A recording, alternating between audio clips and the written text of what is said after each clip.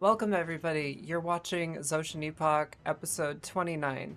It is Saturday, which you all know, but let's not worry about what day it is. Let's go to the Nanderl channel in Zotian Epoch. I'm so sorry about the ads. 4 is a lot, damn, they're getting greedy. What was I saying? The last time we played, the party encountered a rather tense situation in which a massive sea creature began hauling the boats down into the ocean, or at least attempting to. And as it did, it dragged them along the surface of the water, and chaos ensued. As the party and the enemies and our various NPC friends attempted to manage the situation, they ended up, welcome Kai, it's nice to have you. They ended up below deck on the Brine Bath, which was the attacking ship. It's part of the fleet of the, I just forgot their name, even though I was just working on it, Diamond Cross. The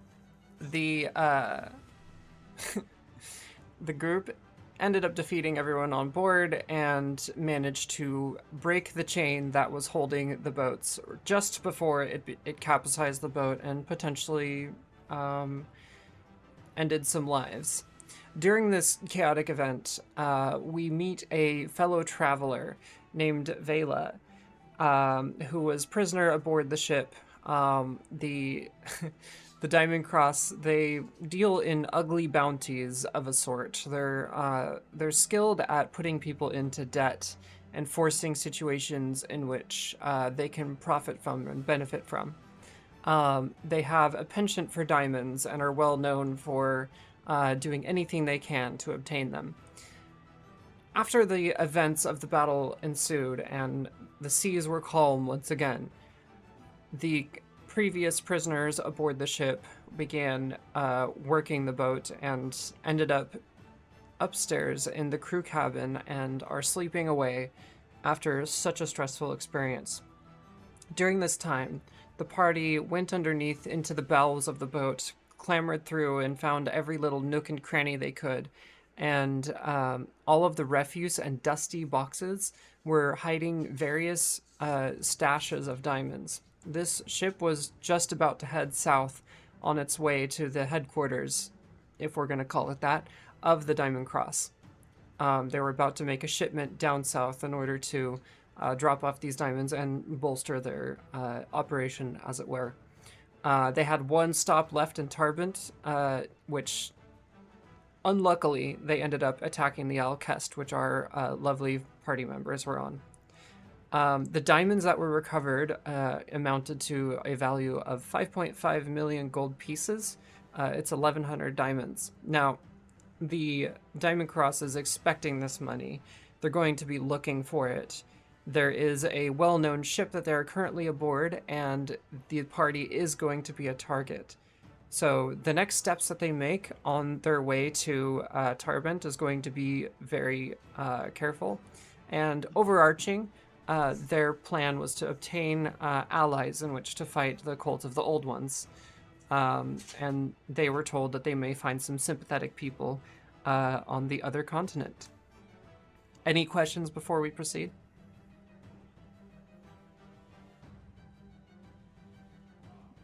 No, I'm good. No. Cool. I forgot. I should check. Does the captain know we have all these diamonds, or does he not know? 'Cause He I does don't not think know. We mentioned it. He does not know. He is aware Cool. of what the what this mob is. Essentially, he knows these pirates. He's heard of them. He's had to deal with them at various times in his sailing career. However, and he knows that they likely do have diamonds aboard, but he does not know that they had 1,100, which is an unusually large amount. Same goes with the people who were imprisoned upon the ship. They don't know the amount. They know that there's likely some aboard because they have been captured and in the prison cells for quite some time, sailing across the channel. They were about to be delivered to what is known as a collector, and we'll get more in depth onto that as we move on through the session. So they're aware of the situation that they're in. They don't know if there is a massive amount of diamonds, but they know there is likely diamonds. Alrighty. Okay. So we're dealing with illicit diamond traders and slavers. Essentially. In two separate things. Yeah. Wonderful. These people were about to be sold off into indentured servitude until they could pay off their debts with years of their life.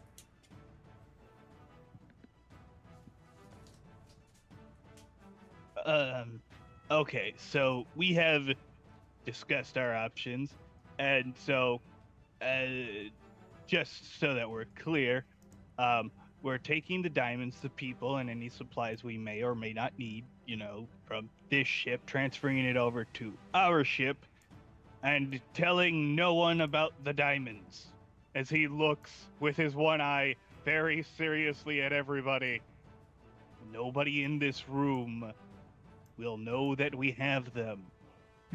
If we decide to spread them out, he will pull out 4 diamonds. These are the diamonds that we can give to the captain and also those people, as he gestures towards the direction where those people are currently sleeping. Those people? What? What do you He mean? doesn't know who they people? are. What I mean specifically is I'm talking about the people that we freed not 10 minutes ago. I know, I was just pulling your one arm. I mean, you could have said leg, but sure. Anyways, Sebastian, about our cargo, did any of it sustain any damage? There was a little bit of leakage, but it's been disposed of, so no serious damage. We're all good. Well, shoot. We've already tossed it into the ocean, then I guess we can't use it. For clarity, We'll only just have some to of it follow- was tossed in the ocean. The majority of it did survive, but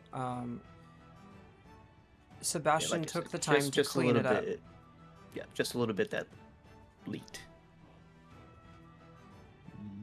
Since we don't know how powerful the stuff is, I mean, the It's most we. fairly powerful. Oh, I The mean, yeah, they did. Hmm? Go ahead. Go ahead. They did tell us that it would that if it blew up, it would take out like half the city or something. So I mean, if we lose one or two more, that shouldn't be too bad. We'll still be completing the shipment, so it's not like it's that big of a deal as long as it's delivered and they don't ask too many questions about it. So I guess while we are moving stuff between the ships, we'll grab, I don't know, let's say 2 of the containers, bring them over here, and then we will sink this ship. Does that sound good to everybody? Which ship are we Sebastian sinking? shrugs. I'm on board with it. This one. We're sinking this one. Like, as he points down at the one that we are currently standing in, we're sinking this ship. It'll be safer Noted. for us if it'll be safer for us if nobody realizes what happens to the ship. We are in the middle of the ocean, and currently nobody is observing us, as far as I'm aware. So all we have to do is just blow up the ship and discuss. I mean, somebody else should do that, not me, because it doesn't seem like a very good idea. Should communicate with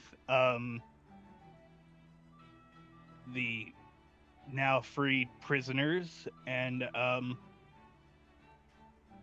remind them that this, as he points to the pack of gems, since they don't know anything about this doesn't exist to them.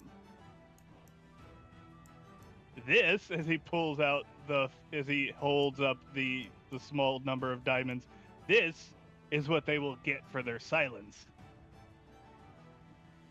And if anybody asks any questions, they came off of one of the dead pirates. We can just, say a bundle of pirates attacked us, ran off, and they had, some of these. Sound good? Plausible to everybody? No? All right. Let's get started. Also, currently, welcome aboard, Vela. We're headed to shore eventually, and I hope you'll join us for now. He kind of just begins grabbing some stuff and then going over to the other ship to begin the transfer of various articles and also checking with the captain if there's anything specific that they should grab from the ship.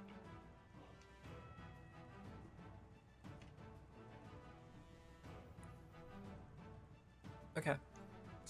As you make your way over to the other ship and you meet up with the captain, he's over in the galley cooking something up.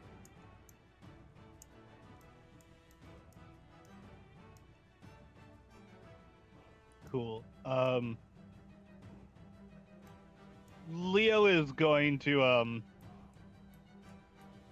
stash the diamonds amongst the articles that he has on the ship currently, and just stash them there temporarily until later. And he just brings in he's holding a crate of foodstuffs, I guess.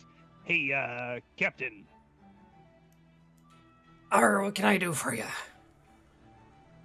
So we're not taking the ship with us, so you don't have to worry about that. We're gonna, take some time, bring some stuff over from there. They didn't really have much in the way of valuables, so yeah, we're just gonna, transfer some stuff over here. We're gonna bring the people with us, and then we're going to sink the ship. He slowly puts down his spatula. It's a wooden stirring instrument as he's frying something up, and kind of slowly turns around to look at you and gives you this look with a eyebrow raised.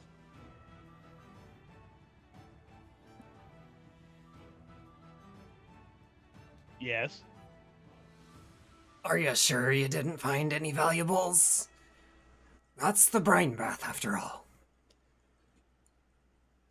Well, he pulls out one of the 4 that he had pulled out earlier. If we did, it would cause some problems for everybody involved. Would you say so? I think you can afford 2. Well, this is true. The less people know about the valuables, the less we have to worry. And if there are valuables, he kind of leans in, grabs his hand, puts a diamond in his hand, then nobody else can know about it. That info will cost you, little one. What did he say? That info will cost you, little one. He is a half-orc. mean, He's pretty You tall. will... Oh. I also thought he was blind, so, that's a thing. Well, he can tell how tall you are from where your voice is coming from. Well, this is true. Well, the thing in your hand is currently significant in price for keeping some info to yourself. He starts to unsheath his blade. Is there something you would like? A second one, please. Or it might be troublesome to keep my mouth shut as time goes on. A second one, you say? Okay, 1 second. He rummages around in a bag, and he pulls out a second one because he already had full 4 pulled out, and he just puts it in his hand. Believe we have an understanding. He nods. Would you like some stir fry, kid? After. We have a lot of work to do, and it'll be better to eat once, you've done a bit of a good workout. Of course. And if anybody asks, nothing. We didn't really encounter much while we were traveling, did we? It's a shame. Indeed. I wish I could wink at him, but one of us has only one eye, and the other one has none. Well, he has eyes, but he is blind. But yeah. A wink won't work That's in this what I mean. situation. Yeah. I guess you could Yeah, shoulder wink. tap him or something and be like, that's a wink or something. I don't know. What does a one-eyed person and a blind person do for a wink? Elbow nudge, like nudge, Sounds like nudge. the beginning of a bar joke. Yeah.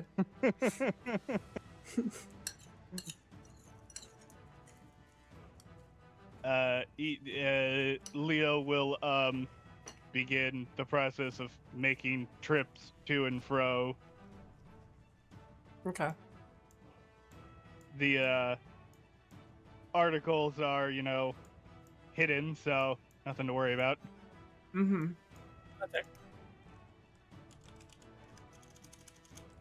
Everyone else, what are you doing while this exchange is happening on the Allcast?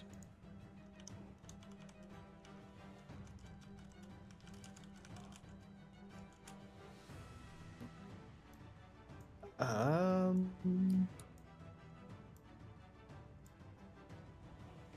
think Sebastian would probably just be kind of chilling around, waiting to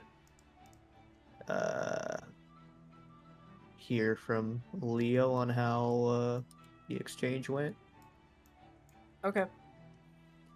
I would say that perhaps on one of his first trips back, shortly after he left, because the conversation didn't take super long, um, the the people are still sleeping in the cabin, and Leo has just come downstairs into the lower deck of the brine bath.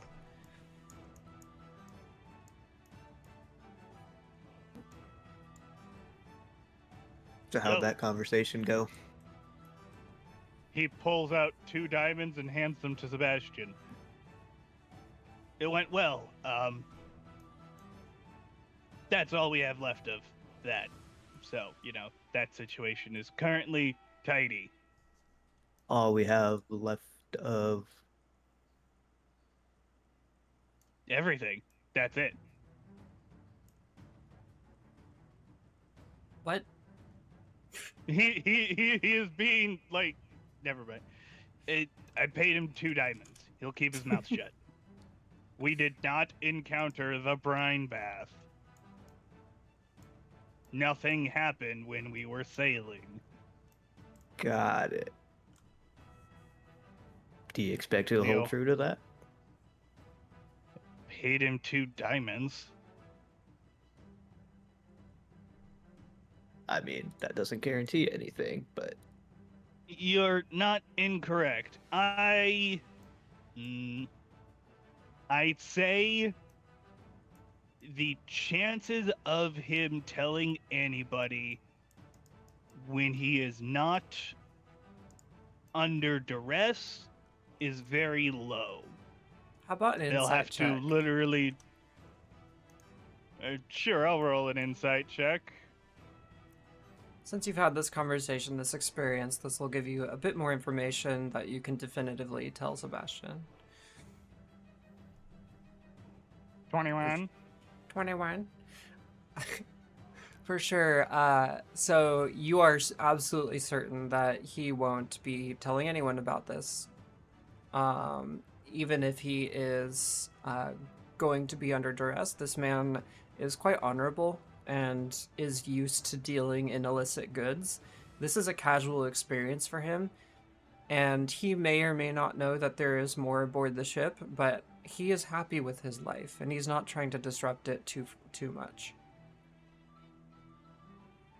Leo explains exactly that. no, that's good. Not that I expected him to snitch or anything. He's so far comes across as a pretty trustworthy, hardworking man. Orc, I mean, half orc, orc man. he is a man, so I mean, he might be a smuggler and he might also be a criminal and other things, but that doesn't necessarily mean he's a bad guy. Just because he's bad guy doesn't mean he's bad guy. Exactly. Just because That's alright. I'm pretty sure at this point we all qualify as criminals as well. I So- mean, technically, you guys are all clear. I'm the criminal, so I'm good. I mean, not I mean- good, but We, You guys are will we li- are all accomplices in a smuggling operation at this point. no, so you aren't. No, you are not. You guys are just helping me move items. You guys didn't know anything about what we were moving. All you know is that, we were asked to transport some goods. I don't know that Yeah. the Radirsk Nothing family beyond would that. feel that Yeah. way, Right, but yes. Yeah, sure. right. That, he just kind of winks, like he's like, yeah. I get what you're throwing down. Essentially, if it'll- worst it'll- comes to worst, Yeah, with a hint of sarcasm, Yeah. like that's totally how it'll work out if we ever find ourselves encountering the authorities. I mean, not completely incorrect or inaccurate. But yeah, so I stashed, you know what? Everything's fine on that end. All we gotta do is just transfer everything that we want from here to over there, and then grab a couple of containers and of a certain thing and blow this thing up.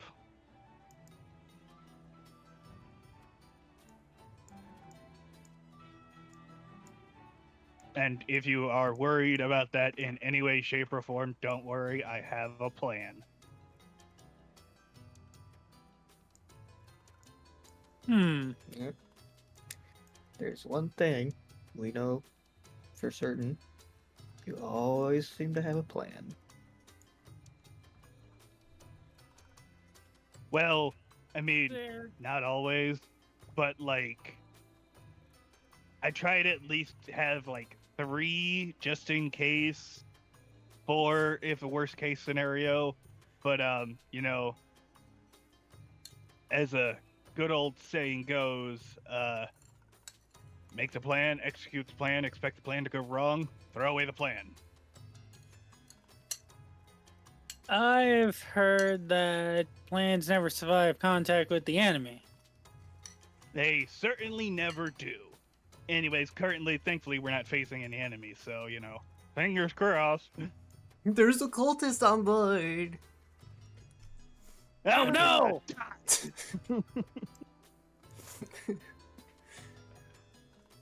Yeah, so,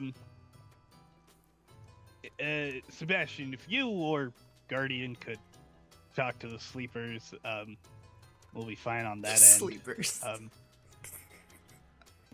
We're just They're coming up with sleeping all right kinds now. of. There's just all kinds of different names for them at this point. Those people, sleepers. What else did you call them? You I think know called them who's. cooks. Yeah. You know who's. Well, yeah. Anyways, we have bought the captain's silence, and I guess let's get a move on. Also, Vela, he points to the squid, is your friend over there okay?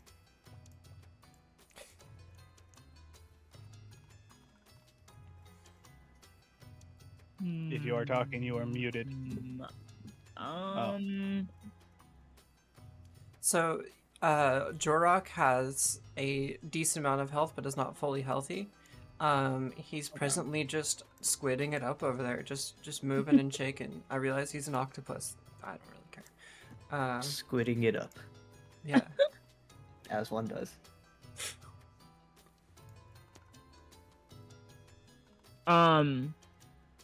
So, are you saying that to everybody, or is that to me, and then I can relay that? Sorry.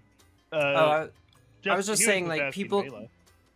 people can ask, or people can see that Jorok doesn't seem distressed or anything, and is just kind of hanging Okay. out, waiting. So in this sense, I'm just like informing you of like how the creature is behaving, since he's an NPC of sorts, you know. Got you. Yep.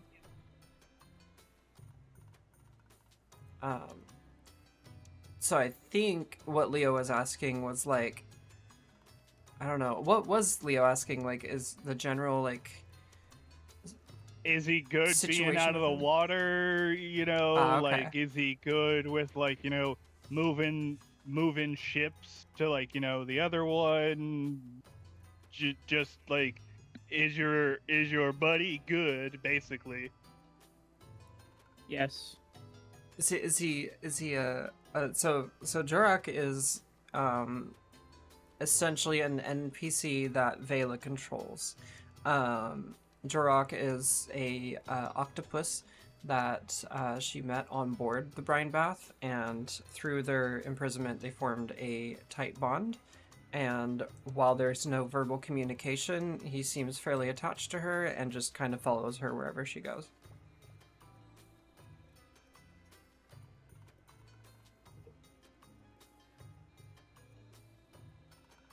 So he's basically her cat or her dog, but an octopus. Hmm.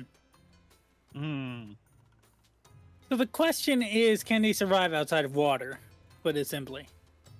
Yes. Yes, you can.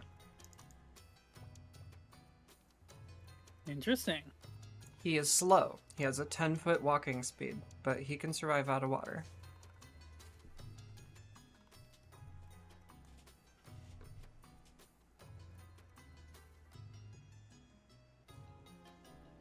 So a third of the speed of a normal person.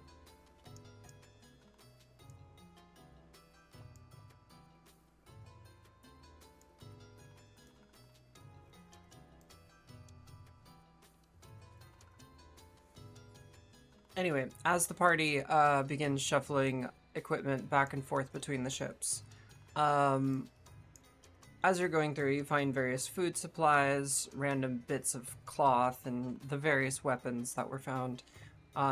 Nothing of like a particular or significant value, as you have already found the most significant and actually memorable thing on the ship. One of you, I believe, was given the other 2 diamonds. I think it was Sebastian. Do you decide to go up and talk to the lovely townsfolk? Oh, yeah, I guess so. Okay. Go check on them. Randos. Randos. Every other name for them. Yeah. Background characters. As you walk into the well, it's not really a captain's quarters on this ship. It's more like a crew quarters. The Brian Bath was fairly equal in rank and stuff, and how that's just kind of how that group does things. As you walk in and you see these rows of beds, most people are sleeping, but there's a couple that are sitting up on the bed and just kind of like stretching and like maintaining themselves, getting up, having taken some time for you guys to empty the brine bath. It's now empty at this point, and so they've had a nice little nap and recovery from the stressful situation.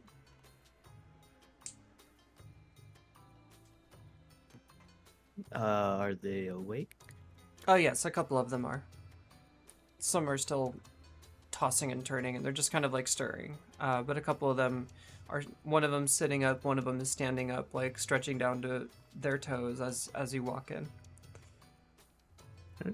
Sebastian will just kind of let them know, hey, if you all would, we're going to relocate you back to, our other ship. Oh, It's a bit more inviting. yes, the ship is quite dreary, and I don't have good memories with it. And she looks up at you. Do you have anything to eat? I'm starving. I believe we still have some food cooked up on the other boat. If not, we could make some for you. Oh, that would be so nice. Thank you. I'll let the others know. What is the plan with this boat? Are we towing it in, or? Not quite. I see. Well, You won't have to worry about this boat anymore, is all. okay. As long as I can get home, that would be great. I miss my family dearly. Yep, absolutely, we'll get you. We'll see if we can get you there. She nods.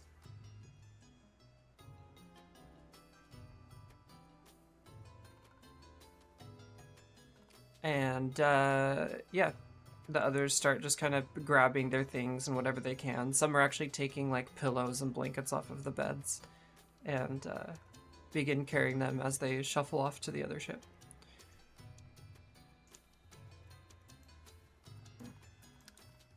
Alright, well, that's taken care of.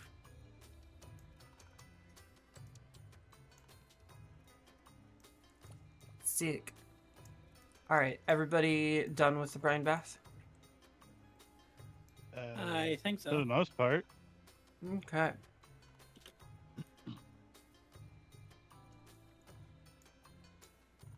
Oops. Huh. Moving a thing I don't need to move. Just gonna plop you all in over there.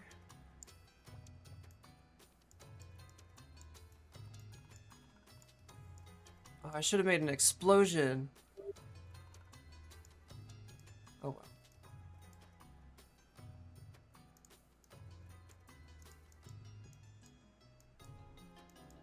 Some time passes, and the final remains of what anyone would want is removed from the brine bath.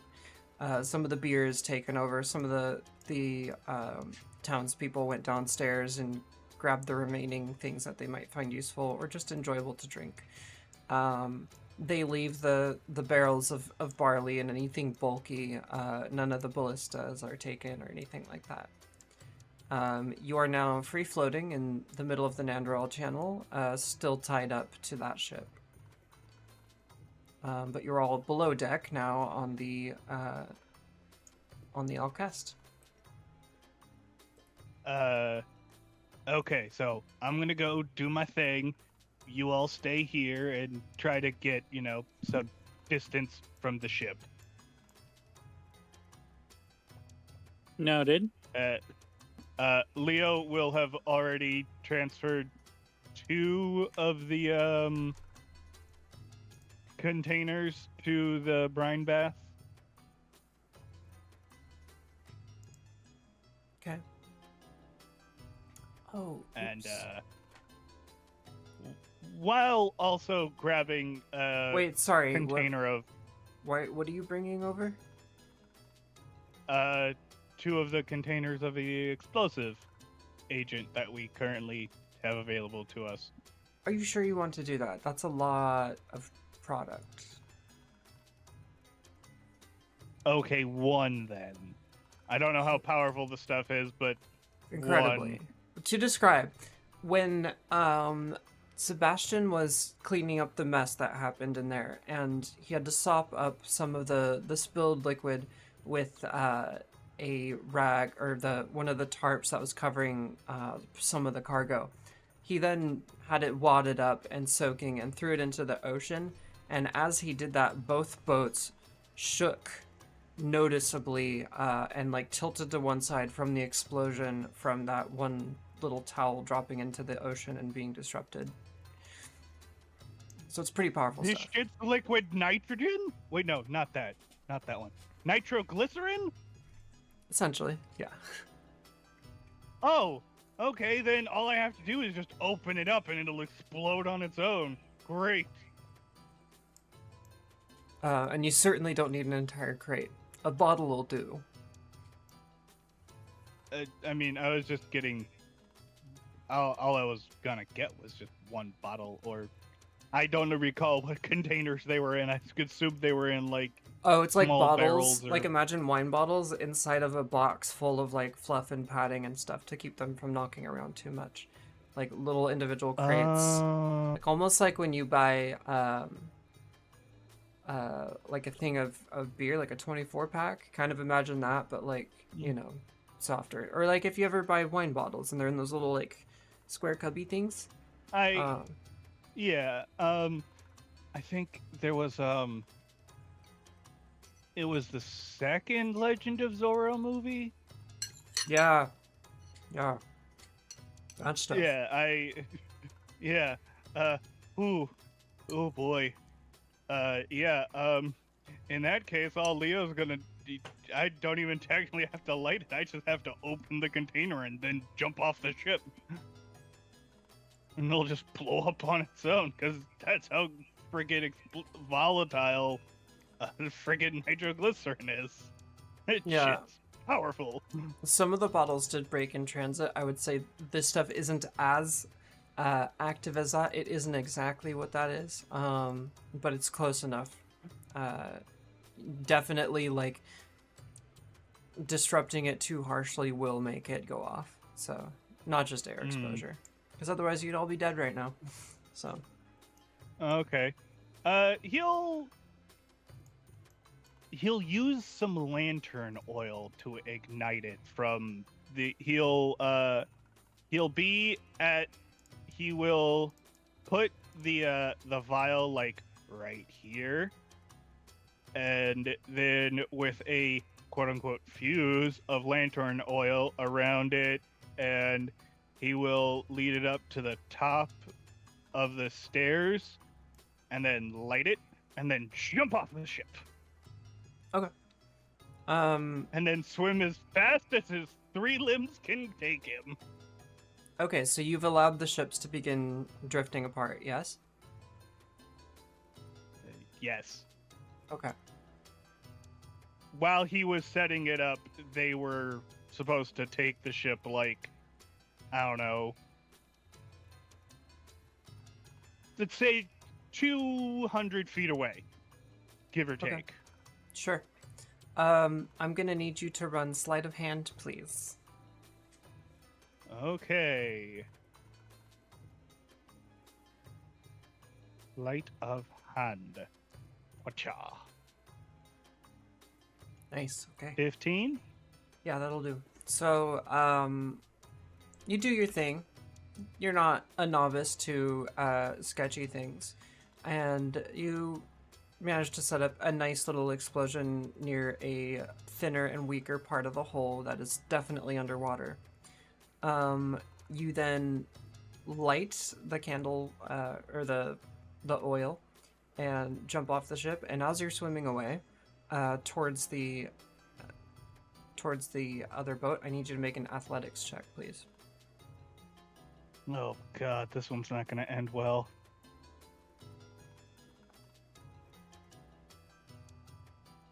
7! Is anyone on deck watching Leo do this? Acris is. Okay. I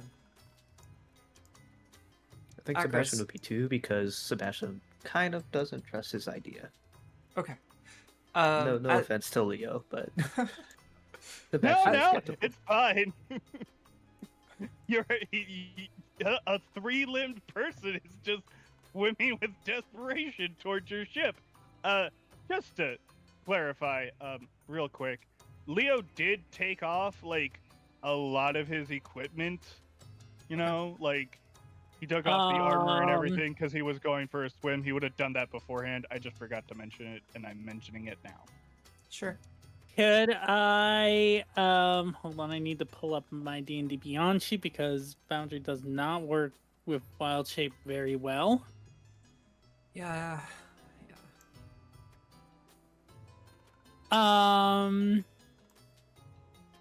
Could I become what sort of sea fauna have we seen so far on this It's- trip? You've seen fish, you've seen sharks, you've seen octopus, a really, Okay, really big whale.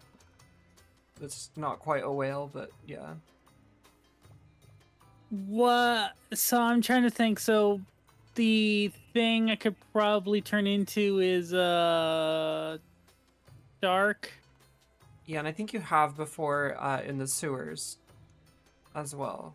I think I Remember was a spider in the sewers. Oh, I thought you were like some sort of sea creature because you had to swim in the piss. No, I'm pretty sure it was a spider Oh. because I was trying to convince the spiders to let us through without any issue, and that went horribly. Oh no, I'm talking about the sewers underneath the city. In Oh Stormfield. yeah, no, okay. The what was it? The poo raft. Yeah, yeah. Okay, The yeah. poop- the Can poop cube. Acris turn into a shark and try and reach Leo before this thing blows up so he can ride Sharky? Yeah, roll me an athletics check as well with advantage. Okay, athletics with advantage. And well, Got unless it. you can roll it based on the shark stats, but I would just use your sheet and do advantage. I can hold on. I Up to you. have my D&D Beyond sheet up, so just give me 1 second. I can pull it up. I'm not trying to be that Free granular. shark. Nah, it doesn't even have a stat block, so I'll just use mine, which is not particularly great, but advantage. That's for why the win, advantage, because you're a please. shark. Alright, cool. So, the situation is, Leo manages to handle the bomb making totally fine and gets it lit and all that stuff, and it's gonna work. But the problem is, he's got one arm and he's got one eye, and he's not the best swimmer. He may have removed some of his gear, but as he's jumping overboard, and he's tumbling into the water, the explosion goes off a little earlier than he thought it would, and it rocks him and sends him shooting underneath the water, and he's struggling to get himself back up and find air. As this is happening, Akris and Sebastian are just kind of watching this thing go down, and as soon as Akris realizes what is happening, he jumps off, turns into a shark, and bolts towards Leo. Akris, I need you to do a sleight of hand check, please. Okay. Just regular sleight of hand? Regular, please. Sharks don't have opposable thumbs. Don't Alright. you mean sleight of fin? Ha. So as this is happening, you manage to grab a hold of Leo, and Leo, you're tumbling down, and the water's all chaotic. There's bubbles everywhere. You can't see. You got salt water in your eyes, and you're starting to drown. You're starting to feel the pressure of like there's no air in your lungs, and all of a sudden a shark bites your torso. And you begin feeling the sensation of water shooting past you with great speed and force on you. Akris, you end up carrying Leo in your mouth all the way up to the water's surface right next to the Alcast. Yay.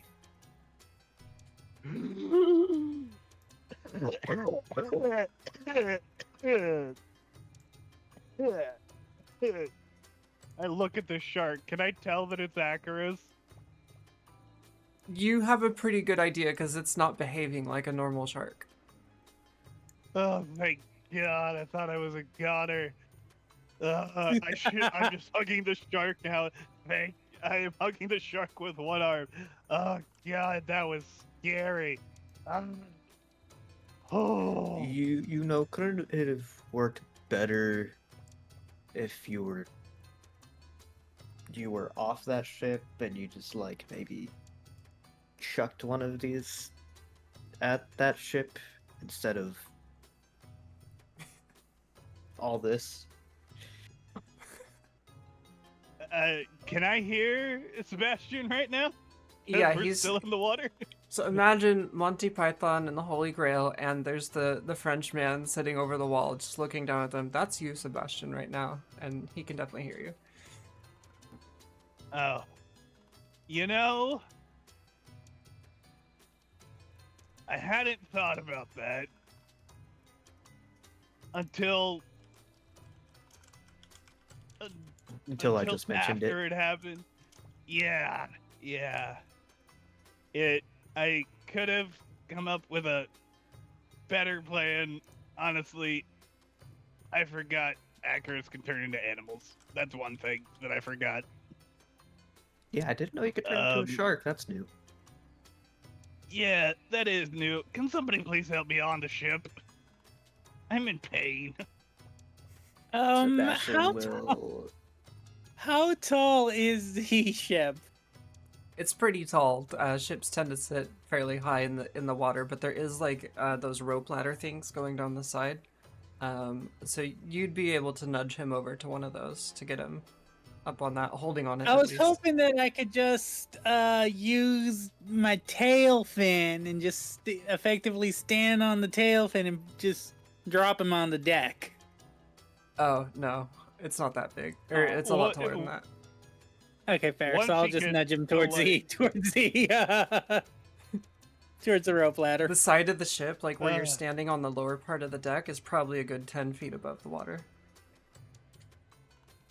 8 to 10 or so. Or 3 meters.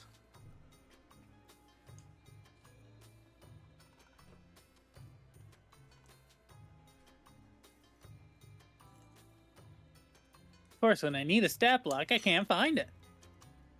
Wah. Sneaky stat blocks.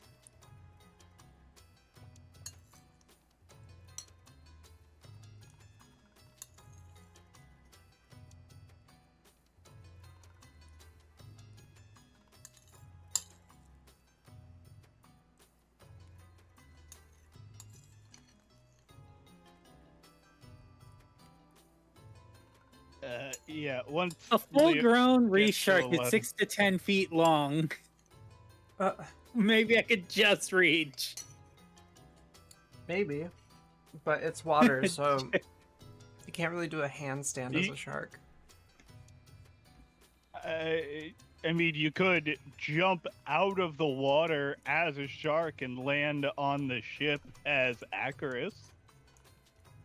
Or, you know, we can make this Land simple and land as the Sebastian- shark and then turn into Acarus, I think, is the better plan. We could make this simpler, and Sebastian would just reach down and help pull him up from the ropes.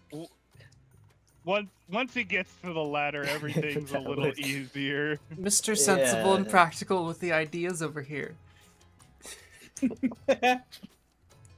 Look at him. I mean, Sebastian is an educated man. Exactly. What would they do without you? So how do y'all want to do this?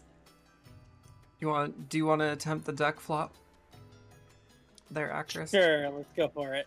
Okay, I don't think you'll be able to involve Leo in it, honestly, but if you want to, like, go back down into the ocean and swim up at it and try and jump out onto the deck, you can attempt that. I shall do so. Okay. So, I'm going to need an acrobatics check from you. And, yeah, I guess that's it.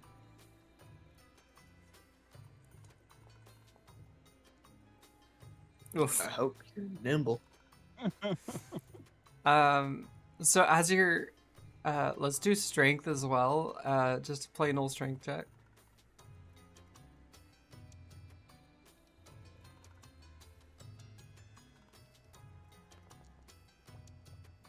I don't know why it rolled 2.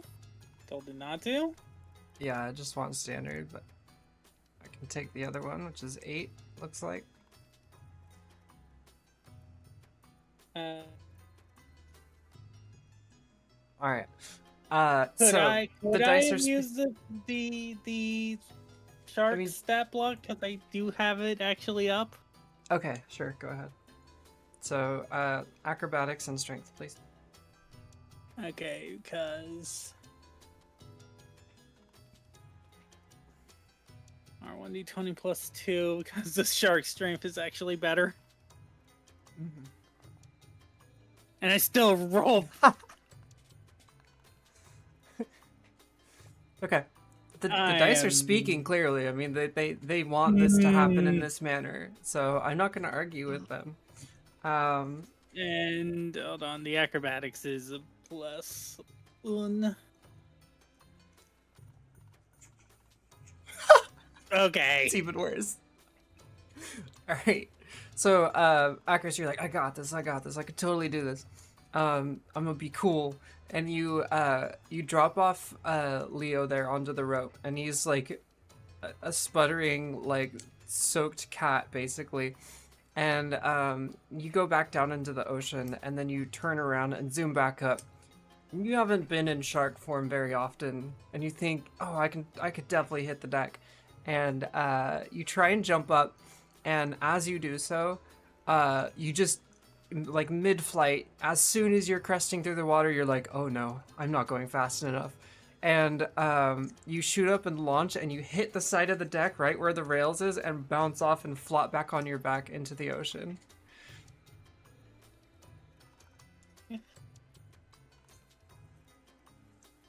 Sebastian just watching and shaking his head. Yeah, you see this shark just launch out of the water past Leo on the rope and just slam the side of the boat and fall back down. Do I take any damage in shark? No. You're made of cartilage, you're fine.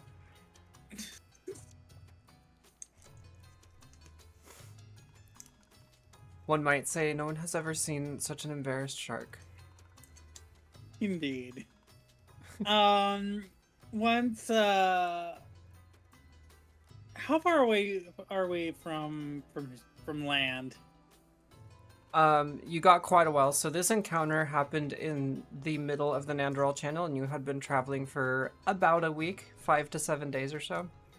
And you have about as long to get across. We won't, of course, roleplay that entire time, but yeah. Okay, I was hoping I could just swim to shore. You're in the middle of the ocean. Oof. And as this is all going on, the brine bath is taking on water and being swallowed by the sea, and it's like groaning and creaking, and it's on fire at the same time, and the mast is all snapped over, and it's taking on water pretty quick.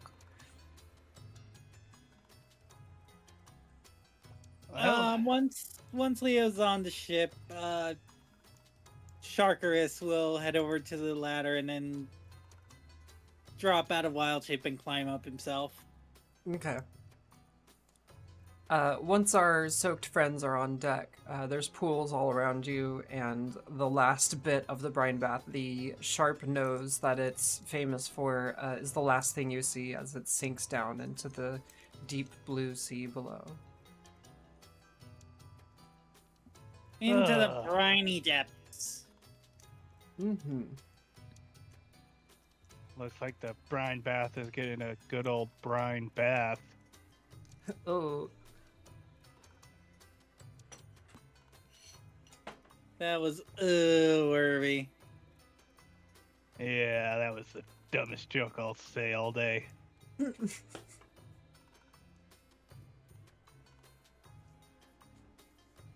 Anyways, I'm just Damn it. glad that glad it sank. I was honestly kind of worried, but holy shit, that stuff is powerful. Mm-hmm. A couple of the townspeople were on the deck of the Alcest, and we're watching this whole thing go down. They're looking at you guys very strange, like they don't see magic all that often. This is weird to them, but they're just, there's relief on their face as they're watching the ship sink down. One of them even claps a little bit. And Sebastian turns to them. Like I said, you don't have to worry about that boat anymore. Yes, thank God.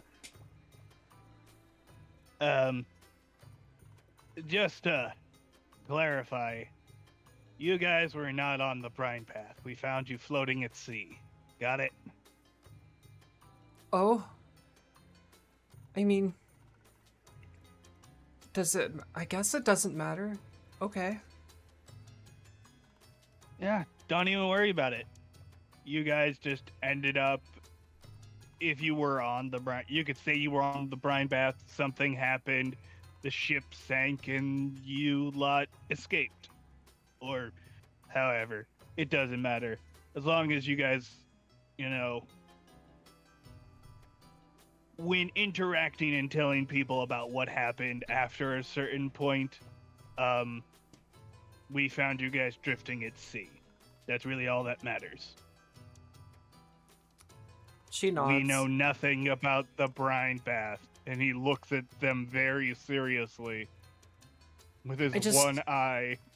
I agree. I'm just worried about the Diamond Cross in general. We owe them money, or we owe someone money that they work for, something like that. I don't know. But I'm just worried that when we get back to Tarbet, we won't be safe.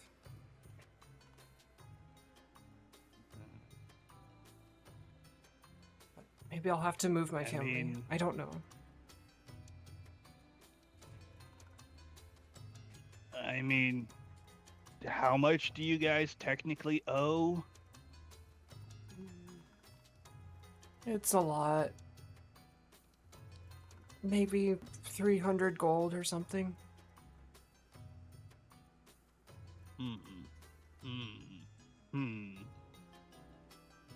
Like for all 6 of you, or just you yourself? And Oh, you just yourself me and your my family. I don't even know these people.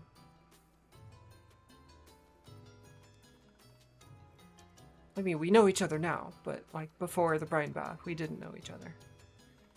Hmm. I think, hey, Sebastian, Mm-hmm. you got that thing we got off that pirate? One of those things?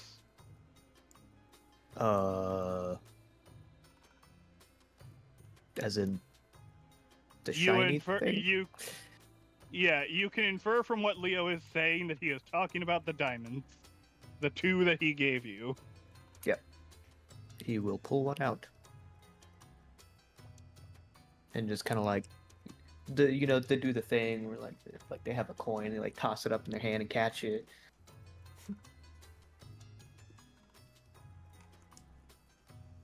Think that'll be enough for you guys to get all out of debt if you do it right? She looks at it with just kind of confusion on her face. I don't even know. What is this? Oh. Well, shit. What do you mean, what is this? It's a diamond. It'll, Oh, like a definitely more than ruby, pay. but it's not colored.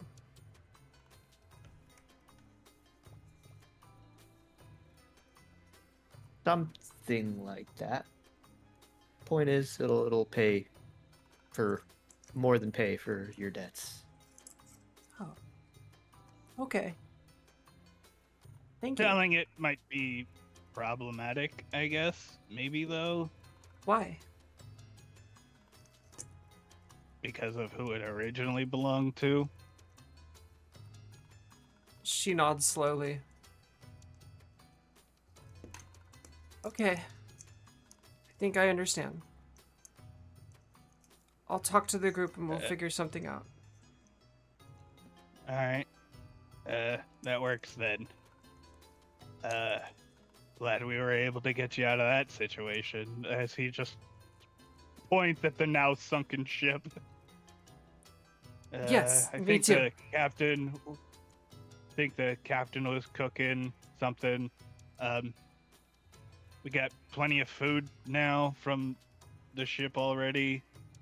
I'm gonna double check it all and see if there was any markings left over from the brine bath or shipping whatevers or whatever. And yeah. She looks at the diamond again, just kind of like confusedly, shrugs, puts it in her pocket, and then goes off and talks to the other people, pointing at the captain's quarters, probably about the food. Have these people never heard of diamonds before? No, I mean, they're poor diamonds are- people from. Sorry, I wasn't sure if you were roleplaying. Go ahead. I mean, it's not as surprising as you might think it is. Diamonds are normally exceedingly rare. In all honesty, I only know that they're diamonds because, I've only seen the small, teeny ones once. Correction. I mean, I've I seen could one understand. teeny one once. I mean, I could understand not recognizing one, but just not knowing what a diamond or never hearing of a diamond at all. Yeah, most people are not well traveled, nor do they travel far. So there's a high chance of people just not knowing what things are if it's not local to them or relevant to their life. Yeah.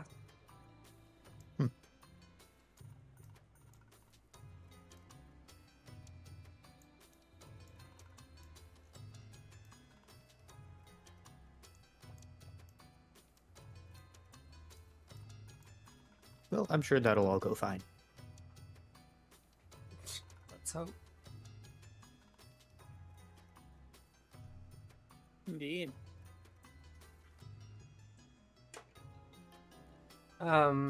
As time goes on and she goes downstairs and they come back up and they head into the captain's quarters, and you can hear the captain's boisterous voice as he's like welcoming them in and cramming them in his little quarters and like giving them food. Some head outside and sit on the deck side, and the parrot's hanging out eating something in the room, and then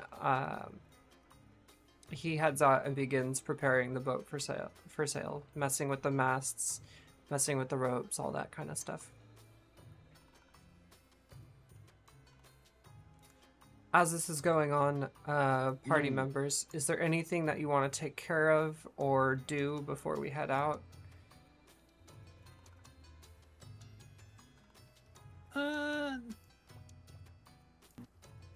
Has Leo said where the rest of these diamonds are, or no? He hasn't told anyone. He hasn't told anyone where they are currently located yet. Okay. But if you ask him about it, he, he'll just say they're stashed, they're hidden, don't worry about it. Don't talk about it. Okay. Is basically his long-term goal is for nobody else but the party to find out that they have a shitload of diamonds. No, I don't even know what a diamond is. What? I think what are most you people would talking see your about? well-learned self and be a little questionable. It would be hard for you to sell that, Sebastian, unless you disguised yourself somehow. You do appear very scholarly. Fair enough.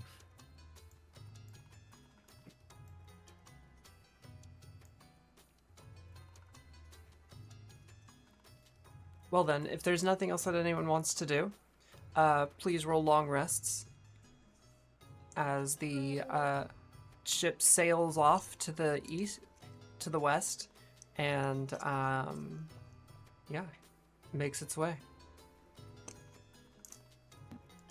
Making its way. Making away.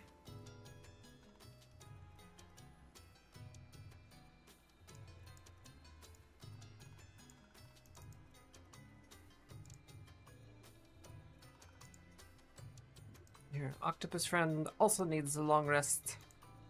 Alright, cool. My apologies. No, it's okay, I took care of it. I wouldn't expect you to, I was just talking out loud. Alright, so this experience has happened, you have sunken the ship, everyone aboard seems satisfied with their situation. The hammocks are strung out. Some people make some makeshift beds and out of hay and move some crates around and just kind of create little private spaces for them to sleep on. As the sun sets and the ocean remains calm and the rain sort of dries up, you can just hear the subtle creaking of the boat as it's moving through the water and the waves crashing against it. It's a very peaceful night. Nothing too bad going on. So one of the townspeople decided to take watch up on the crow's nest just because they figured after being in that cell for so long that just being high up and above the water sounds like a fantastic way to spend the night. So they made themselves a bed up there.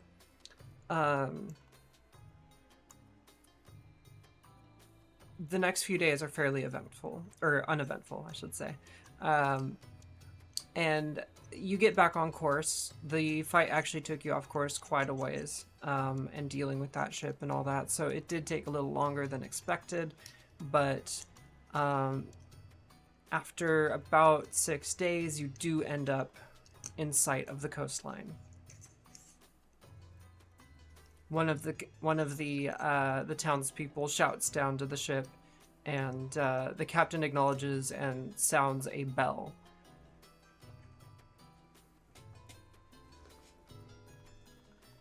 Land ho!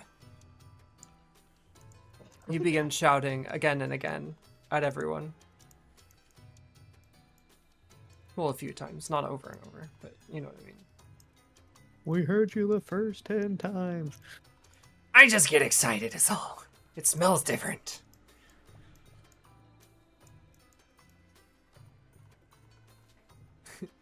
After some time, you see other boats coming and going in this area. Some small little fishing boats, some larger than yours, a couple ornate ones, most just kind of middle of the ground as far as size and condition and that sort of thing. The Outcast itself is actually fairly unremarkable among this group, perhaps on purpose. And you begin heading in towards Tarbent. I have a description for you. 1 second. Before I forget, we were course. told where to go when we got here, right?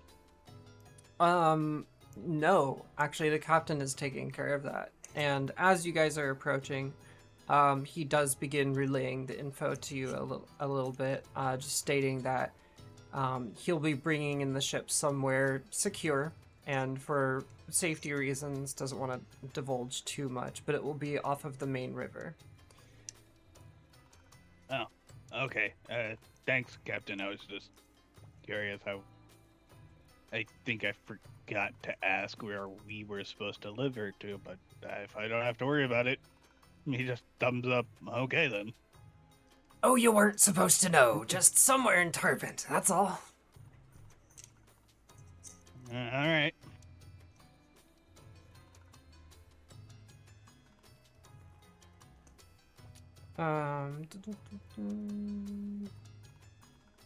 Okay. The brine bath was on its way. The brine bath was on its way somewhere in the Tarbent Bayou to meet up with a collector, someone who pays the Diamond Cross in exchange for bounties. The existence of such cruel people are the result of rumors and real-life stressors of those who live in this area and dare to step on others' toes. These collectors also deal with various more well-known contacts in the cities who deal in petty grievances. These are often business owners who have a gripe with someone in the community and have some form of social and economic clout. These significant figures sometimes last for years and decades, and others rise and fall to grandeur within months. The social atmosphere in Tarbent is always changing. There are local people, of course, who keep to themselves and lead simple lives, but this is a region where power is always shifting. People are accustomed to violence and debauchery in the streets as they attempt to go about their lives. Sometimes the city is a party, sometimes it's filled with screams of misery and loss. Welcome to the port of Talorn. So As you we're guys... in the hood now. Pretty much. As you're approaching, you see that the Bay of Talorn is wide and relatively shallow, filled with kelp, jellyfish, and large creatures that are certainly not fish. Algae lines the coast and covers all structures near the water in a dark green and greasy film, like leftover soup from a meal days old. There is a large central river that curls through the north end of the city and beyond, heading deep back into the bayou-like archipelago. Various waterways cut through the city and are used as main avenues. Floating shops line the shores of each neighborhood, and at night produce an eerie glow that bobs and flickers among the moonlight on the water's surface. You have arrived under the cover of night, just as Kaliner, the captain of the Outcast, intended. For you, dear party, have goods to deliver. And I have a map for you as well. Woohoo! Map! Map. Ah! I'm the map, I'm the map, I'm the map. Map. There's your map. It's uploading. Never particularly liked Dora the Explorer. I mean, it was after my time, that's for sure. I am old. Okay.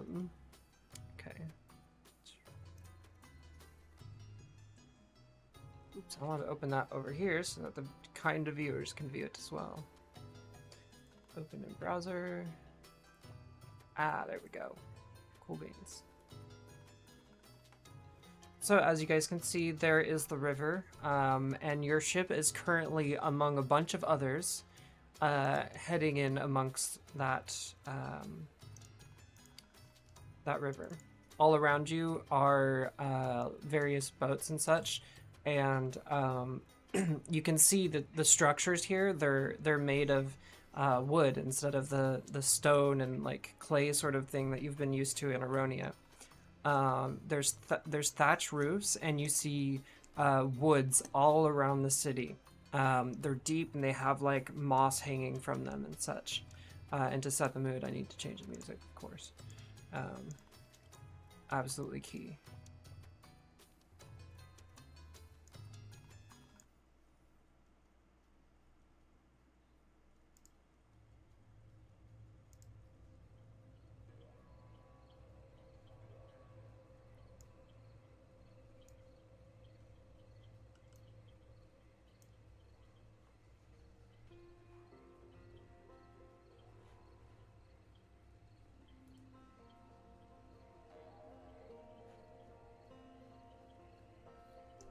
It's pretty quiet out. In the city, you can hear various music playing, some people at bars, that sort of thing. And there's some boats that are actively going in and out of the river. The main river there through Duskford is pretty wide. You could fit probably 5 of your ships side by side through there. And there are various ships slowly kind of creeping through there, lanterns flickering on them. It sounds like most of the city is asleep. As you go in, you can see on either bank there are different looking guards. They are armed people. Some people have bows. Some have spikes. Thank you, Sizzle Cat. Or Frazzled Cat. I'm sorry, I thought it said Sizzle Cat.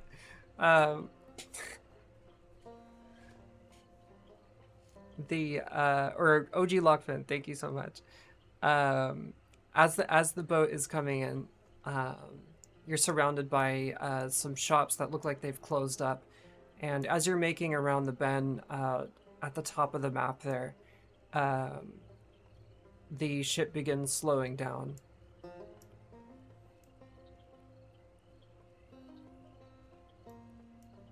Captain turns to you guys and says, "It's a pretty nice night. Seems peaceful here." We Is can that only hope it unusual? stays that way. It can be. Depends on who's running the show. I see. Some people take note of your ship coming in, and go back to what they're doing. You can see some people on balconies, smoking various things. There's a couple on rocking chairs, some elderly folk to your left. They wave at you guys. Special. Give him a friendly nod as we pass by. The water is calmly lapping against the ship as you're making your way through. The river itself seemingly carrying you along. There's light wind as the willow trees all around you begin like swaying their leaves. You end up at one of the river crossings. As you're going by, you can see that there's little rivers that can handle at least 2, or at least one of your large ships, but it's clearly made for small watercraft. As you're going by, the captain points out, "Those are the main streets. If you want to get anywhere in here, you need some sort of boat." I see. I mean, there's surface streets too among the neighborhoods, but yeah, this is just the beginning of the archipelago. The port city of Talorn is well known for sketchy things. Are we gonna have to worry about our wagon and camels? Hopefully not. Okay. That's not very promising. Yeah, he doesn't elaborate much. He seems pretty focused on his task right now, navigating you guys. It's a big boat in the middle of a town, and as he's coming down the river, you'll see the place labeled West Slums.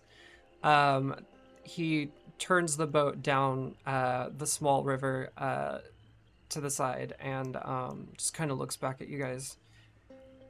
I'm not saying be ready for a fight, but we're almost there.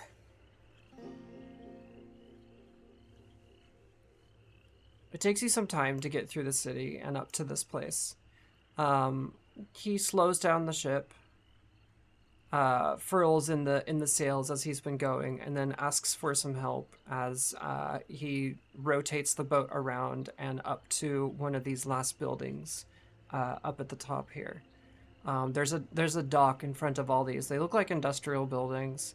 One of them actually looks like an apartment block of like multiple buildings all up. The buildings here are a very different construction. They're made of wood. Some of them are on stilts. It looks like the water comes in and over the ground. It's marshy and it's like it's not quite defined as to what is water and what is land here.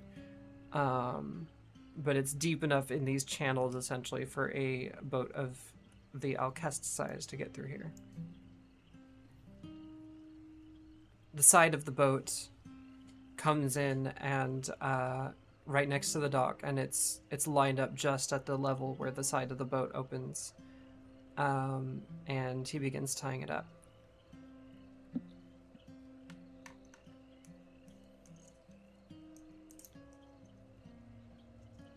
As he's handling the ropes and tying things up on the dock, he steps off and with his parrot on the shoulder and looks back at you guys. He's obviously feeling around because he can't see. And he has produced one of his swords and is using that to actually like find his way along the dock and make sure he's not falling off. He's just kind of like tapping on it. And is just handling boat stuff. What do you guys want to do?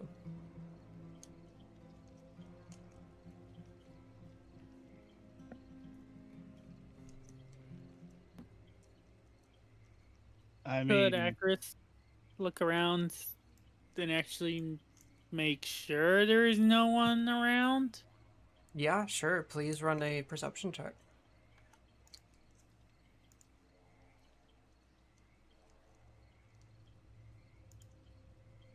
That's better. Yeah. I swear the dice know. As you're looking and you're just kind of observing, perhaps you've gone up to where the wheel is on the ship. It's a little higher, that top deck, and are scanning around to see if there's anybody strange looking at you guys. It seems like there's like a little kid in one of the apartments just kind of like looking out and has been watching boats go back and forth. You two lock eyes. This kid is probably like 80 feet away at some other building. Looks like a place where people live.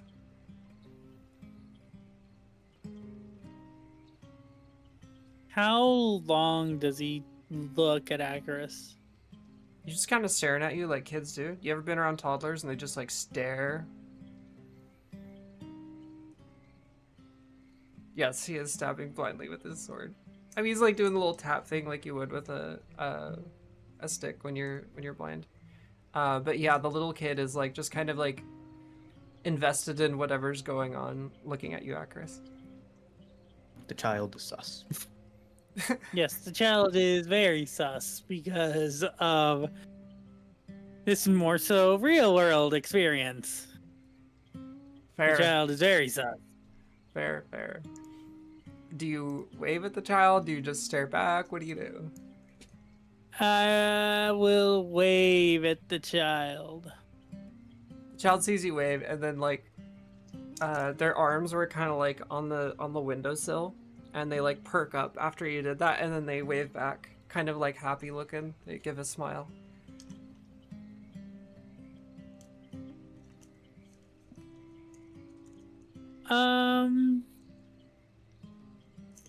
It's probably like 2 a.m. by the way. Yeah, that child should be asleep by now.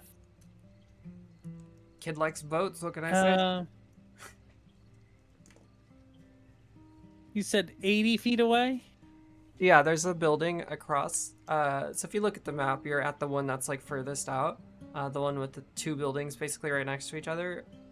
The other building slightly lower, that's an L shape.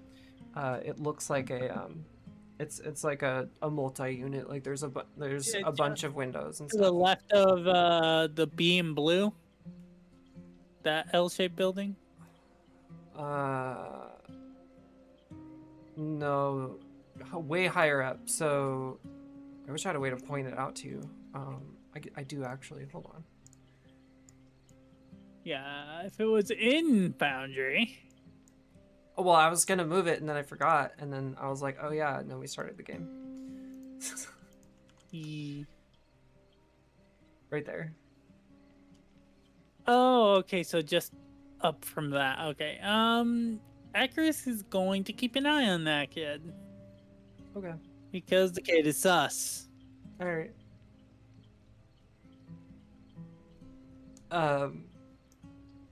As things are happening at the boat, the captain manages to make his way inside and undo the side of the ship. Anyone watching the outside, or like as you're watching the kid, the side of the boat opens up, which is a fairly unusual feature, and a ramp. Basically, the side becomes a ramp, and the cargo opens up from the side. The kid's just like visibly excited watching this, like, "Oh my god, what?" And then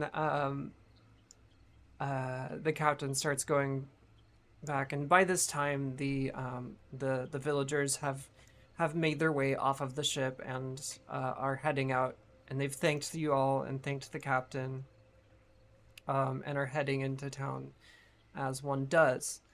As you're watching this go down, Akaris, the kid is suddenly turned around and snuffs out the candle in his room. You can see his parent like yelling at him and stuff, and pointing at what is presumably his bed. Busted. Busted indeed. Okay, once that the light is out and Acris will try and help out in what's it called? I don't know. Can't read your mind. Sorry. Help out offloading the boat. English is a language I'm supposedly know. I feel that in my soul. But does anyone really know English? Right? Crazy ass language. So as you guys are, as you do that, the front of the Alcest in the lower cargo hold opens up. The walls behind the secure room that has the bars and such where nice goods go, it goes even further back. The wall becomes doors and with a hidden latch, and it swings out, and there's your cart with the cargo trailer behind it. A trailer with a trailer. I heard you like trailers. And your camels begin stepping off. They're a little wary. They're like clearly thrown off by the weather. It's kind of cold and humid, and like it's just strange. They're used to the desert.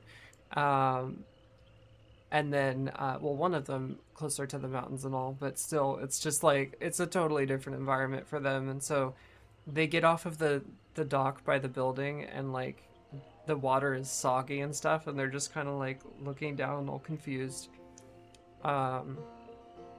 And the captain helps you all pull the cart backwards in the ship and begin moving it out, and you guys get it off the dock and onto the ground, or sorry, onto the dock, and then the captain walks around to the building itself and goes inside. He just walks in. He doesn't knock. He doesn't do anything. He just walks in, and then opens up a large door next to it, or on the front next to the dock itself. And he asks you all to help him move it into the shop.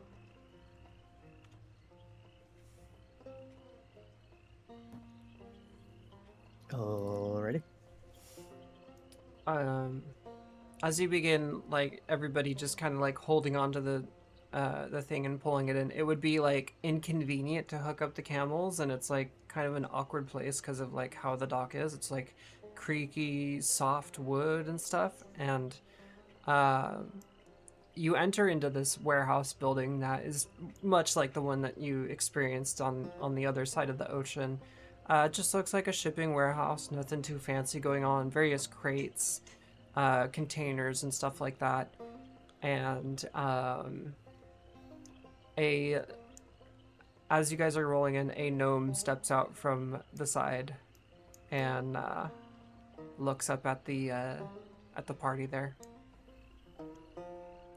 Ah, my friends, welcome, welcome. Thank you for bringing this to me.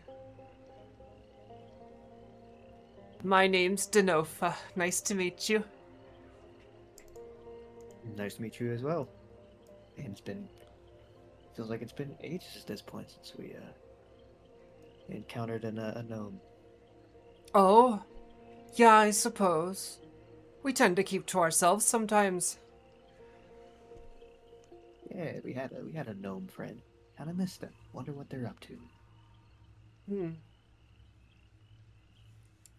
They nod and look over at your cargo. So, you have what I expect?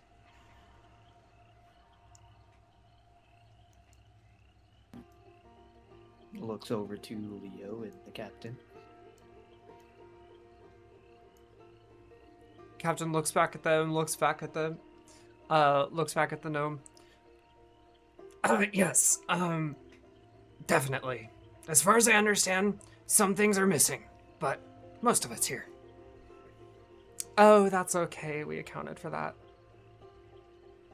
And the gnome walks up to the cart and was about to open the door and then looks back at the party.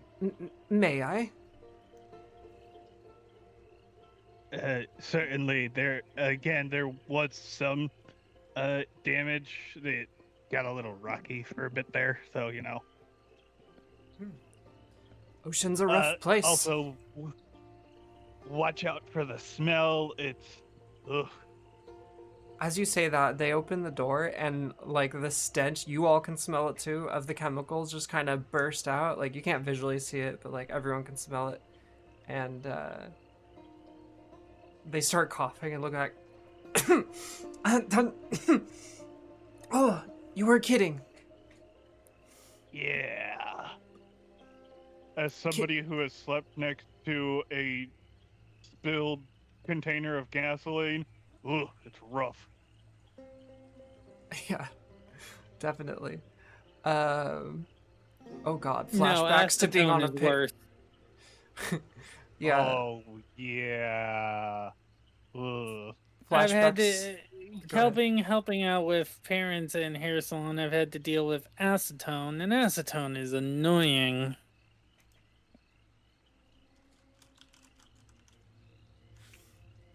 Definitely. I was having flashbacks to when I was on a pit crew and like we would sleep in the semi truck trailer because like race cars are usually like for big teams are like transported in semi trucks, and they would just like line us up in sleeping bags sleeping in there, and it's just like all the oils and the like brake fluid and the race gas and all that crap just like made a particular stench, and it was just like yeah, you'd wake up a little lightheaded basically. So I know what you mean. Yeah, the gnome looks in there and begins handling one of the crates. I hate to ask this, but do you mind helping me bring these out? I'm, well, as you can see, small. Sure. We can assist. I don't see a problem with that.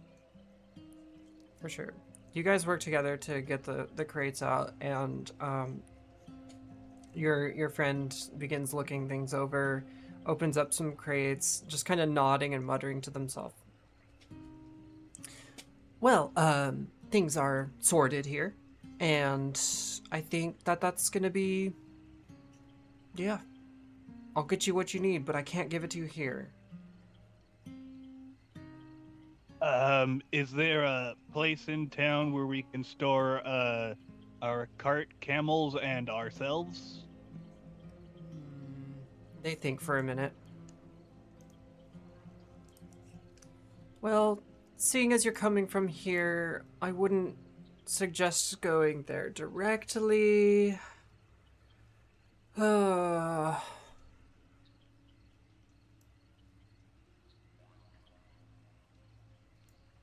you know what? Down by Blue Tower, my friend Jardine has a storage place that you can all sleep in, I think. They should be okay with that. I was gonna suggest the party Uh, hall, but you probably don't want to just go there. People watch it, is what I was gonna say. Yeah, that's understandable. Um, if you can give us like a quick letter of uh introduction to your friend, it might smooth things over a little bit. Oh, of course, of course. They walk off and go to what appears to be a desk in the corner of the warehouse where there's a candle going. They rummage through, find some paper, and pull it out, um, and then work a quill. Oh, my arm is broken. Hold on. Hello, arm. Um, and write a little note, fold it up, and walks back over. Just short little steps. Hands it up to you. You should probably see a doctor about that arm. Yeah, the tracker does weird things sometimes. Um, this should do. They'll know what's what. All right. Well, we'll get out of your hair once we're done here. And would you like us to meet up with you tomorrow or day after or whatever? I'll send it Jardine's way. Should be there by tomorrow afternoon. All right. We'll the sea was rough. We need some time to, relax, get our bearings with a new, space. Any recommendations that you would point us in the direction of? Or, anything in general. Yes, yes. By Jardine's, down in Blue Tower, there's a restaurant that floats on the water, and it serves wonderful food. I highly recommend it. Crabs and what seems to be a various rotating thing, but usually reptile, sometimes bird. It's a wonderful meal. Their name is Jalisco's. All right. Appreciate that. We'll probably head that way tomorrow morning. Have a nice seafood breakfast. Does that sound good for everybody? Heck yeah. Sounds good for me. Alrighty. We'll get out of your hair. Thank you very much, madam. Yes, of course. Have a wonderful one.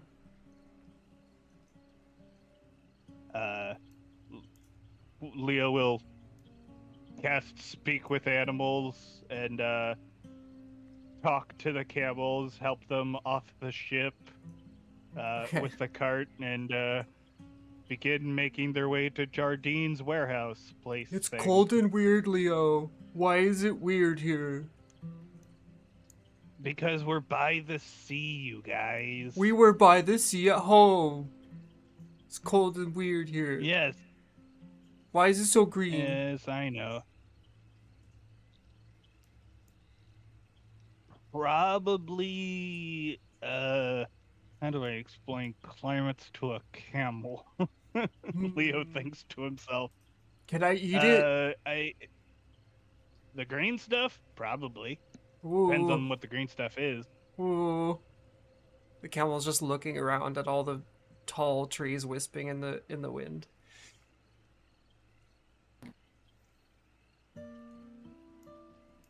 we'll get you guys something special for, being on the ship so long. Thanks for, putting up with that and everything. We'll get you something special tomorrow for,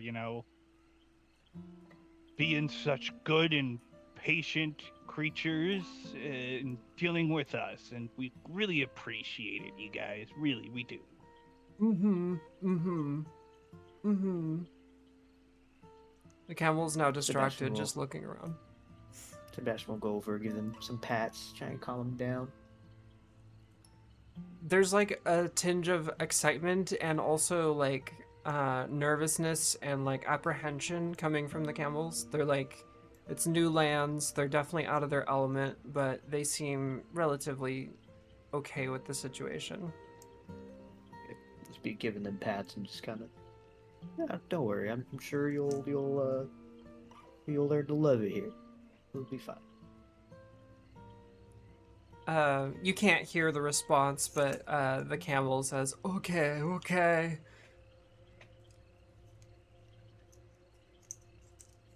Leo does, but Good camels.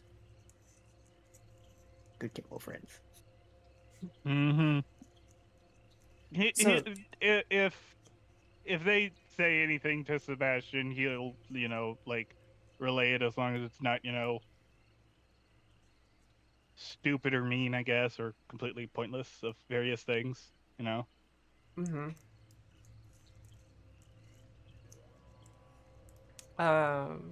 So you guys exit the building, I presume, and begin heading down into the city, yes? Yeah. Okay. As you do, there are cobblestone streets, there are dirt streets. The dirt streets are mucky, but there is a cobblestone street that goes through the center of some buildings. Basically, the T in West Slums is where I'm assuming you guys are at right now. That line there going through there is one of the main roads. Okay. Humte, yeah. They definitely need it. As you guys are making your way down to the river, you see that there's a really tall wooden structure. It looks like a dock, just kind of like folded up. And there's like a rope mechanism coming down from it, and yeah. Someone is sleeping at it. A random tiefling, it appears to be. Covered in a thick blanket. I assume they're the drawbridge worker person. Yeah, that would be a good assumption.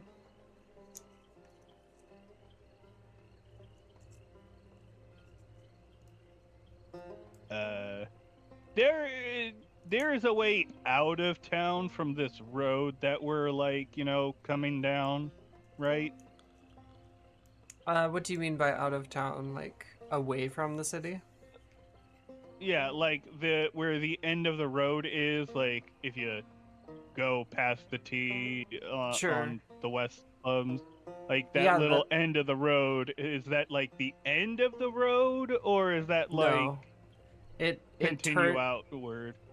The cobblestone fades there, and it turns into dirt with like roots and puddles and tracks from various carts. It heads into a forest of sorts. This is a swamp, and it does the definition between land and water is kind of like unclear, but it looks like it heads off into the wilderness.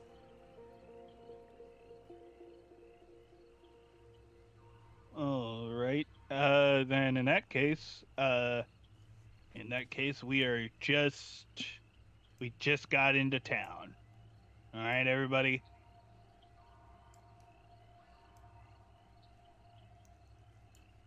Yep. All right.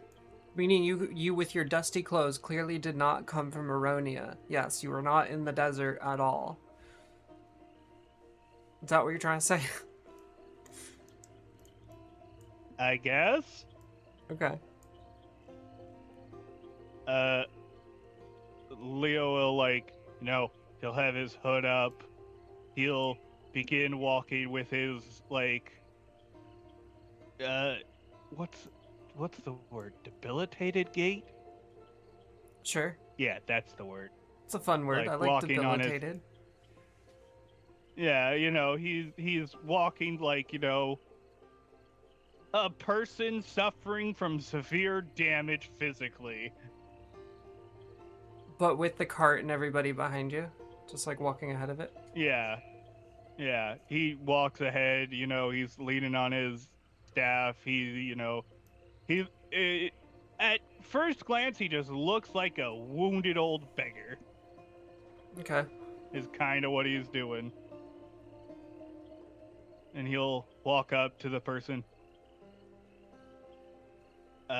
Do they react to his approach? They are completely asleep, like slumped over in a wooden chair. Like their arms are on like a spool of rope, essentially. And the hood is half covering their face. They look like a middle-aged tiefling man of sorts. Red skin, pretty short horns. The tail's like kind of curled around their leg. Is he like leaning up against a table or something, or is there like a countertop leaning- or something nearby? So it looks like a rope bridge, as you surmised, and there's like a spool of rope that it goes into, and the chair is in front of that, and he's like leaned up with both arms there on top of it, and his face is down and sleeping. Leo will get about between 5 and 10 feet, like probably around 6 or 7 feet away from him, and begin once he reaches 10 feet, he'll begin approaching at a slower gait and just be like, "Oi!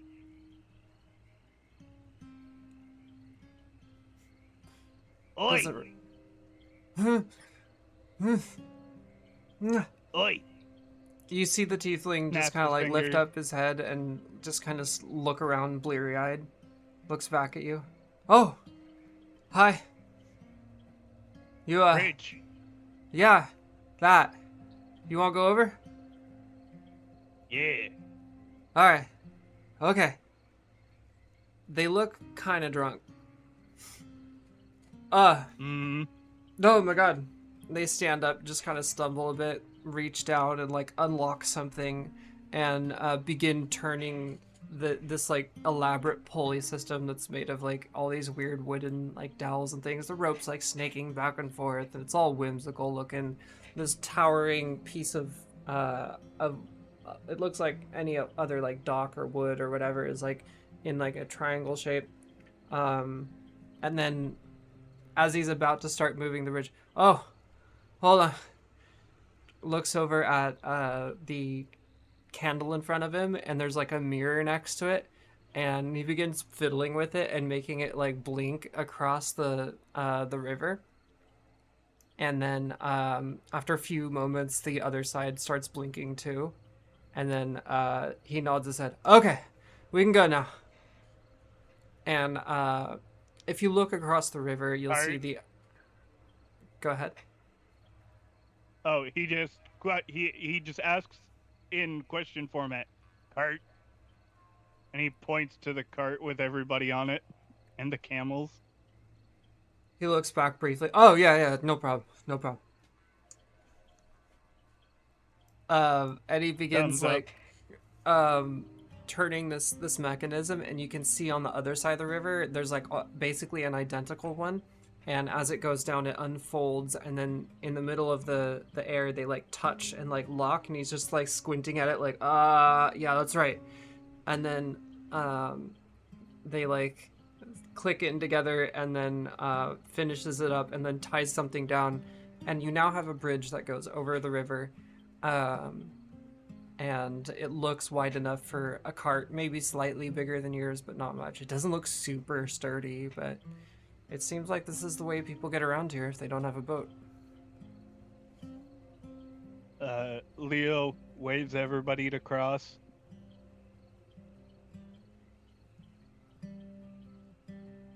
Acris will very lightly cross. Try and not put too much weight on it. Yeah, as you're going Sebastian across. will also cross. Okay. As you all are stepping on it, it's like creaking and kind of swaying back and forth, and the wood is like clearly slightly rotten, and it like visibly bends under the weight of the cart behind you. The camels look kind of unsure. The tiefling looks at you all. Out of towners, huh? You're clearly not from here. It's okay. You'll be fine. I think the question is, will you be fine? Oh, it's Saturday, drinks.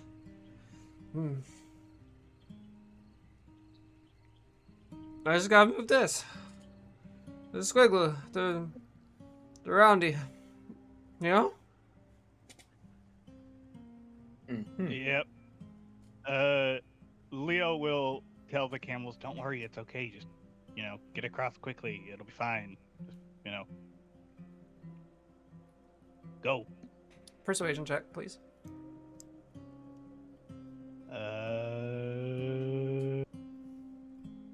Animal handling? Both, sure. Okay. Nice. Natural 20. Okay, you ain't even gotta worry about it. That's crit as fuck. Um, Leo is the camel whisperer. yeah. As you talk through that and skillfully get them across, you guys do end up on the other side. And the bridge attendant there nods at you all and says, "Have a good day. Sorry about my coworker. Appreciate it. Yeah, wasn't supposed to Yeah. work today. You know."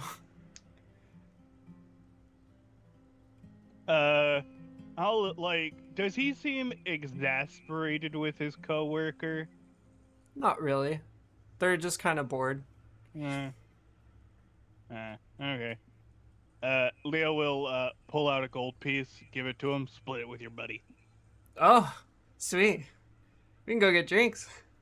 And then he'll begin, limping on his way.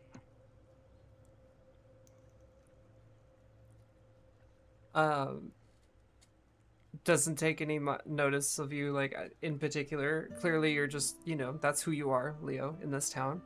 The Gimpy Man. However, your contact in that warehouse has seen you in other postures, essentially. Yeah, he's just, he's doing his normal thing. He's doing And he Leo is in stuff. a new area that he is unfamiliar.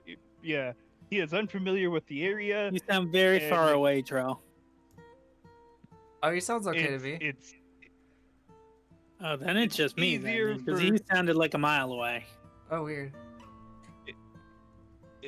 it's all good. It's just easier for Leo when less people know that he is, more physically able than people assume at first glance when he is in his, we'll politely call it, debilitated look. Yeah, definitely. So you're now in the neighborhood of Blue Tower. This town is made up of little islands. The whole region is an archipelago, but like this city is the port of Talorn. But there's neighborhoods separated by natural features, which are these larger waters. The captain had explained it to you guys that it's they're relatively like large waterways that kind of count as main streets. And then some people live their whole lives in these various neighborhoods. Some people, are a bit more mobile, but yeah. Blue Tower has, as you're walking through, you see that there's this tall stone and wooden building over by the O where it's gray. And it has what looks like a giant old tower with a bell in it. And it's kind of blue tinting. The stone itself has a blue tinge to it. More towers. Ugh. Oh, the music stopped. How rude. My bad.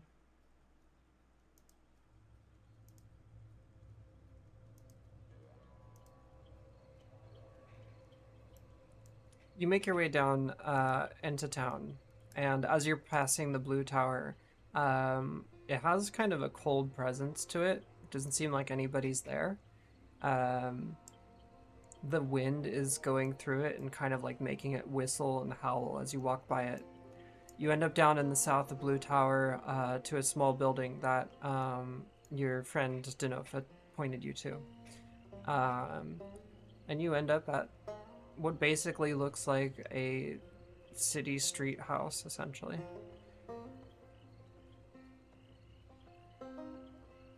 The door is red. The building is half brick stone, the same blue color, with a wooden top for the second floor. It seems relatively unremarkable. Guessing this is the place our contact directed us to. Yeah, they pointed it out on the map that you guys had. The captain did give you maps of the town, as a gesture of kindness into a new land.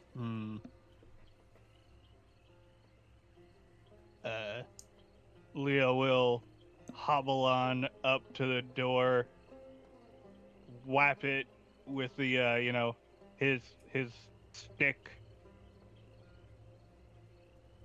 You hear something drop on the other side of the door, like upstairs, like as if someone just, was startled and dropped perhaps a plate of food or a cup or something. You hear swearing. And then you can hear the steps creaking inside. You're used to more stonework buildings, so it's weird how much you can hear in these buildings. But they seem to be a mix of mostly wood with various stone for like accents and foundations and stuff. They walk downstairs, and the door kind of creaks open. Hello? A small kobold Leo looks up at you guys. Geraldine? Jardine. Jardine, sorry. Got the names mixed up. Holds out the letter. They take it and looks at it. He looks back up at you. Ah, Denofa's friends. Wonderful. Come in, come in. They open the door and... Camel. Oh.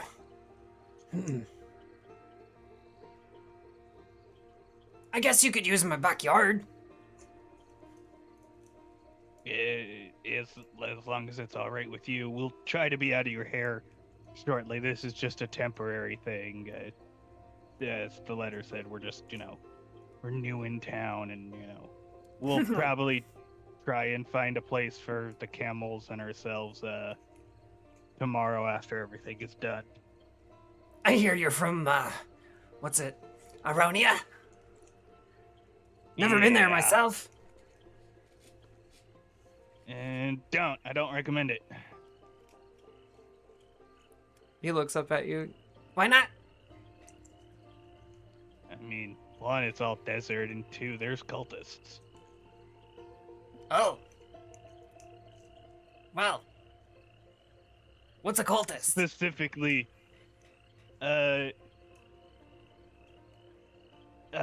people who put other individuals down for not being human. Oh. And also kill people in service to a god that supports those types of behaviors. Yeah, I guess I'll avoid that. They're shit people. Yeah. That's what they are. Okay. Yeah, shit people. Shit people. Shit. They leads you around to the side of his house, and there's like a gate, a wooden gate, and just kind of opens it up. The whole side of it is like a little garden and like a nice little table with a tea set at it. But there's like enough room for your cart and the camels. I don't mind if they eat my garden. I don't cook anyway. I just, you know, I go buy food at restaurants.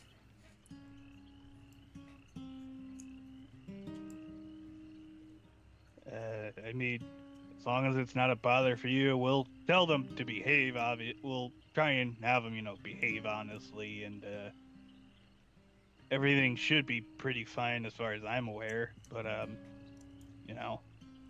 we greatly appreciate this. By the way, we'll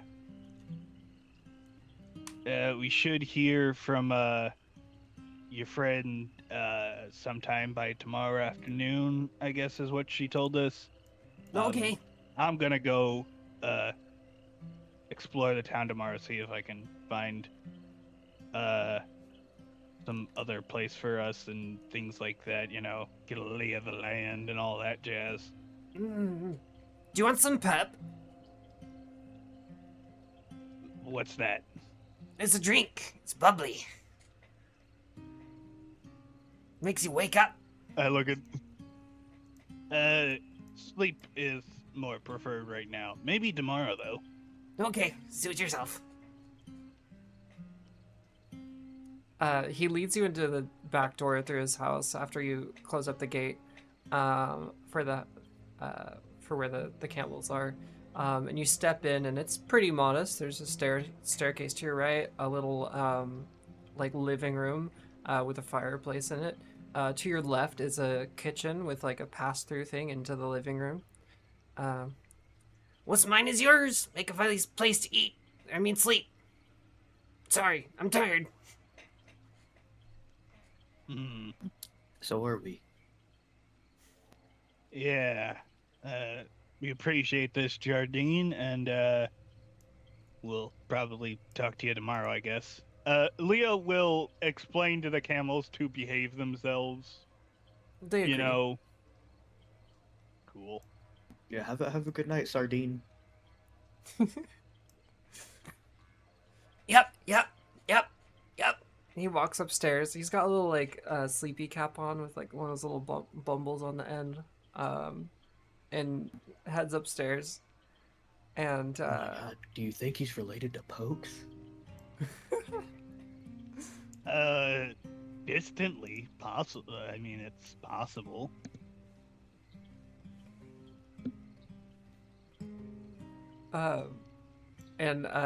Jardine goes upstairs and closes his bedroom door and goes to sleep. At that, unless there's anything else anyone wants to do really quick, we're going to call that for the session today, since we are doing a short session per request of the group.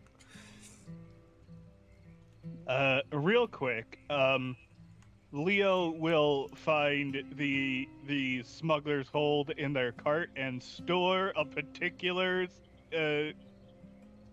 particular items in it. You want it that are outside and not shiny with you?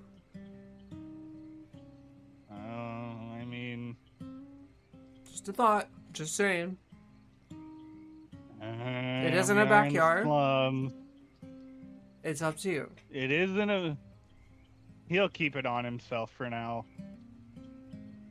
Probably. Where's this octopus staying? Is it just staying in the cart?